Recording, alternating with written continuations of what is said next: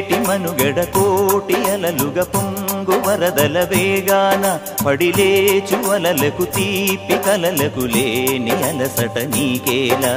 నల్ల నల్ల నీళ్లలోన ఎల్లకిల్ల పడ్డట్టున్న అల్లోమల్లో ఆకాశాన చుక్కల్లు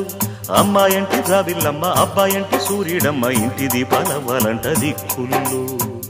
ఎవరికి వారే యమునకు నీరే